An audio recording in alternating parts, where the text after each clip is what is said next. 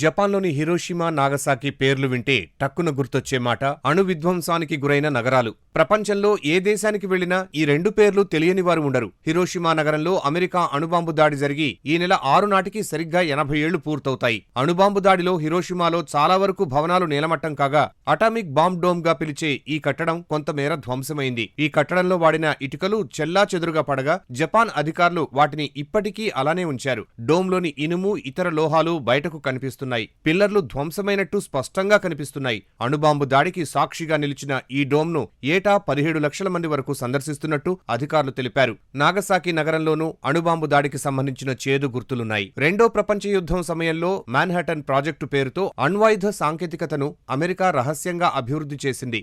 Bomb రూపకర్తల్లో ఒకరైన Robert Oppenheimer 1945 జులైలో దీనిని పరీక్షించారు. అనంతరం నెల తిరక్కముందే ఓ అణుబాంబును ఆగస్టు 6న హిరోషిమాపై ప్రయోగించారు. మరో అణుబాంబును ఆగస్టు 9న నాగసాకిపై వేశారు. హిరోషిమాలో 70% భవనాలు కూలిపోవడంతో సహాయక చర్యలకు ఆస్కారం లేకుండా పోయింది. ముఖ్యంగా నగరంలోని ఆస్పత్రులతో పాటు 90% మంది వైద్యులు, నర్సులు ప్రాణాలు కోల్పోయినట్లు అంచనా. ఈ అణుబాంబు దాడుల తరువాత జపాన్ లొంగిపోవడంతో రెండో ప్రపంచ యుద్ధం ముగిసింది.